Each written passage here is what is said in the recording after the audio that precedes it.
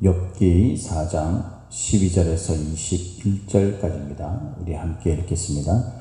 어떤 말씀이 내게 가만히 이르고 그 가느다란 소리가 내 귀에 들렸었나니 사람이 깊이 잠들 즈음 내가 그 밤에 본 환상으로 말미암아 생각이 번거로울 때에 두려움과 떨림이 내게 이르러서 모든 뼈마디가 흔들렸느니라.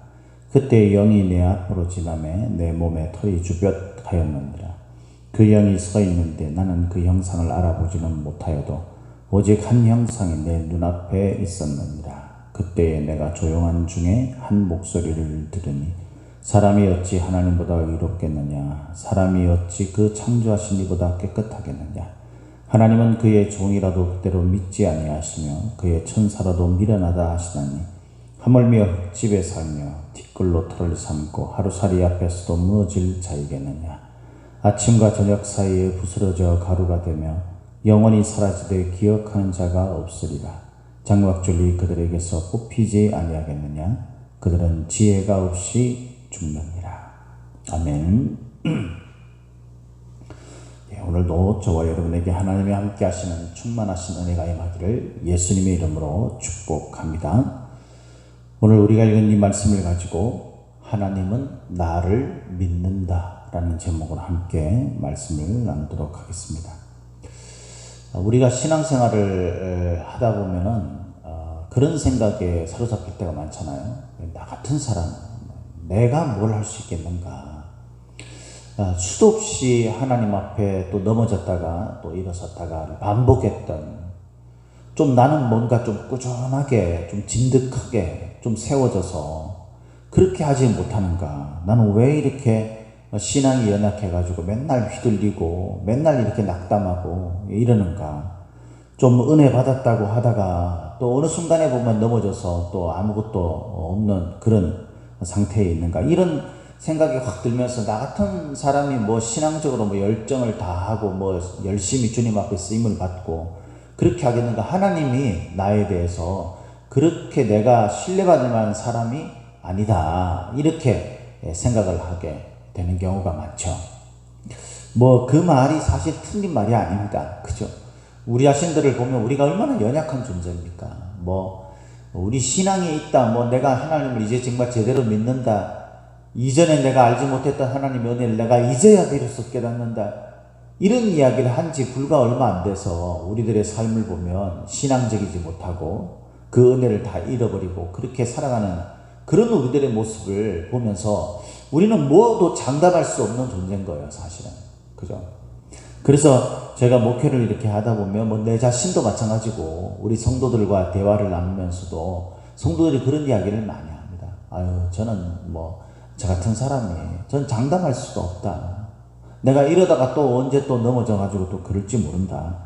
그래서 내가 뭔가를 하려고 해도 겁난다. 선뜻 내가 뭔가 한다고 해서 책임도 못 지고 그런 사람이 되고 싶지 않다. 뭐 이런 이야기를 하는데 사실은 그 말에 그 속을 들여다볼 필요가 있습니다. 우리가 하나님을 꾸준하게 믿지 못하는 이유, 그것이 정말 하나님의 은혜를 받고 이제 정말 하나님이 나의 전부입니다라는 고백을 하면서 그렇게 우리가 정말 그런 어떤 열정을 내 마음속에 간직하면서 그렇게 우리가 살아가려고 했는가라는 질문에 우리가 좀 의구심을 가지게 하죠. 사실 우리는 하나님의 은혜를 받았는데 그 은혜가 모두 알고 보면 우리가 지금까지 말씀들을 나누면서 수없이 우리 자신들에 대해서 성찰하면서 이야기했던 사실은 그게 내가 중심이 되기 때문에 필요한 은혜인 거죠. 그죠? 그러니까 나를 위해서 하나님이 나를 그냥 돕는 조력자 역할을 하는 분인 거예요. 그러니까 우리가 하나님을 믿는다라고 말하지만 실제 그 믿음의 본질, 그 믿음이 말하는 것이 무엇인지, 그 믿음의 주인공이 누군지 그것에 관해서 우리가 거부하는 믿음을 가지고 있다는 거죠. 잘못 이해하고 있는 믿음을 가지고 있다는 거죠. 하나님께서 천지를 창조하시고 우리를 만드실 때에 그것은 모두 하나님의 영광의 찬송이 되게 하려 한다고 우리가 분명히 말씀을 통해서 알고 있지 않습니까? 그죠? 그런데 이런 모든 그런 것 가운데서 정말 우리가 하나님 앞에 영광이 찬송이 되려고 한다면 하나님이 중심이 돼서 우리의 삶이 움직여야 되는 거죠. 그죠?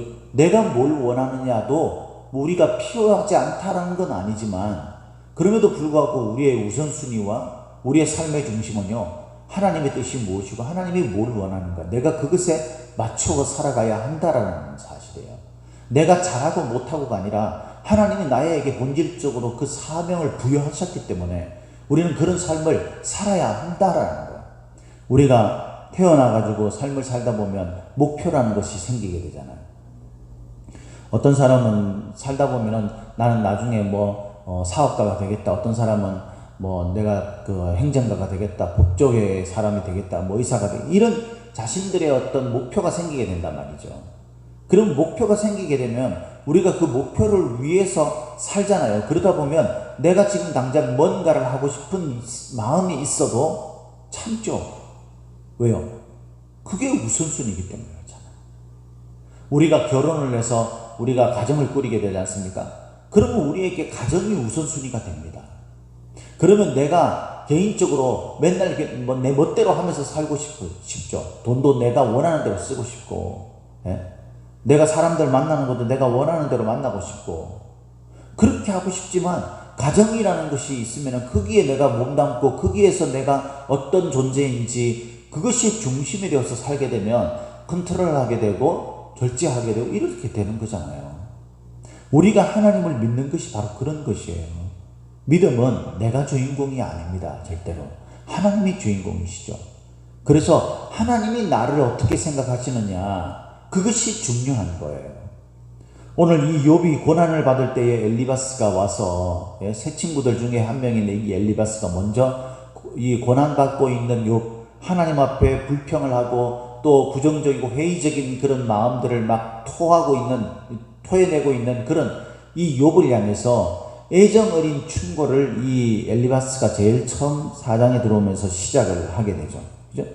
시작을 하면서 이제 두 번째 단락에서 그렇게 얘기합니다. 첫 번째 단락에서는 이 모든 것을 이제 어떤 그런 율법적인 그런 정말 중요한 건 하나님의 은혜인데, 그게 아니라 하나님이 나에게 뭐를 원하신다, 그래서 내가 어떤 것을 지켰다, 지키지 않았다, 이걸 가지고, 그러니까 그 모든 것들을 판단하는 게 우리들이 생각하는 그런 판단의 기준을 가지고 하나님이 내게 원하신다라고 생각을 하고 있다는 거예요. 그것에 관해서 이야기했다면 오늘 본문 말씀은 뭐냐면요, 여전히 하나님의 은혜라는 큰 그 기조가 계속 흐르고 있는 거죠. 그 하나님의 은혜의 관점에서 인간이란 어떤 존재인가예요.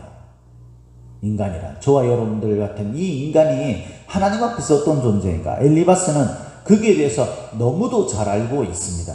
엘리바스가 말하는 것은 뭐냐면, 사람이 어찌 하나님보다 의롭겠으며 사람이 어찌 그 창조하신 이보다 깨끗하겠느냐. 17절에 보니까 두 말할 필요가 없죠. 하나님보다 의로운 존재가 세상에 어디 있겠어요? 깨끗한 존재가 어디 있겠어요? 이건 없다라는 것을 강조하는 그런 의문형이겠죠. 그죠? 그런 문장이 있지 않습니까? 그러니까 세상에 하나님보다 의롭고 깨끗한 존재는 없어요. 저와 여러분들도 다 실수하고 연약하고 하나님이 보실 때 그 의의 기준에 도달할 수 있는 사람은 아무도 없습니다.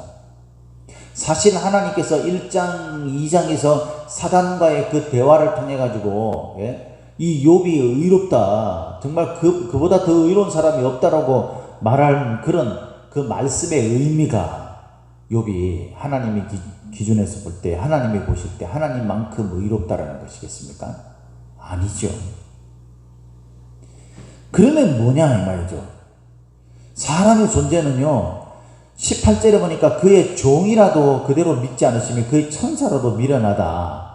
그러니까 하나님은 하나님의 사자, 이거죠. 이 종이라는 것은 인간, 우리들 이름 말하는 게 아니라 하나님의 사자를 말하는 거예요. 그리고 천사, 이런 존재보다도 못하다는 거예요. 그런 존재도 믿지 않고 미련하다고 하시는데, 하나님의 기준에서 볼 때는 그런 존재인데 하물며 우리 인간이야. 그럼 심지어는 19절에 보니까 흙집에 살며 티끌로 털을 삼고 하루살이 앞에서도 무너질 자가 바로 누굽니까? 우리입니다. 사람은 연약한 존재, 깨지기 쉽고요.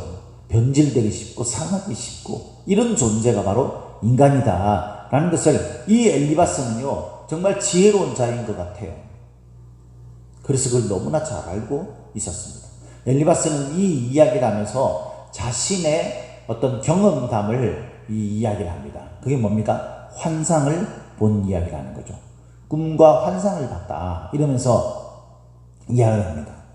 그러니까 이 꿈과 환상을 봤기 때문에 내가 지금 이렇게 판단하는 인간이란 무엇인가에 대한 것과 그리고 너에 대한, 그러니까 욥에 대한 엘리바스의 판단, 내가 지금 그 욥 너를 바라보면서 너에 대해서 판단하고 그 다음에 너에 대해서 그래서 내가 조언하는 이것이 신적 하나님의 권위를 가진 말이다 라는 것을 말하기 위해서 이런 꿈과 환상을 자기 경험을 이야기하면서 이 말로 끌어가고 있는 거예요. 인간이라는 존재는 이렇게 연약하고 의롭지 못하고 깨끗하지 못한 존재다. 내가 환상을 봤는데 거기에 어떤 존재가 있는데 그 존재가 그 영이 내 앞을 지나는데 내가 너무 두렵고 이 두렵다라는 것은 이제 경이로운 뭐 이런 의미죠. 그런 마음들을 가졌다. 그러면서 그가 한 목소리가 있었는데 그 목소리가 바로 이거다 라고 말하면서요. 인간이란 이런 존재다. 그래서 너도 의롭지 않다. 이 엘리바스가 말하는 것은요, 환상도 봤죠. 이 환상을 거짓말로 지어냈겠어요? 그렇지는 않다고 봅니다. 이 환상도 봤죠. 거기다가 이 17절부터 이야기하는 이 환상을 본 그 영으로부터 나온 그 이 말이 너무도 사실인 말이잖아요. 예? 그런 말인. 그래서 이런 말들을 이 엘리바스가 말하는 것을 이 욥이 당연히 들어야 되는 거죠. 그리고 이것은 맞는 말이라고 생각되는 거죠. 근데 여러분, 우리가 한 가지 간과하고 있는 것이 뭐냐면은 이 하나님이 욥과 사단과의 하나님이 사단과의 대화에서 이 욥을 어떤 존재로 여겼다라는 것을 우리가 지난 시간을 통해서 이야기를 했지 않습니까? 하나님은요 욥을 하나님의 이름을 그 어깨에 걸 만큼의 존재로 여기셨어요.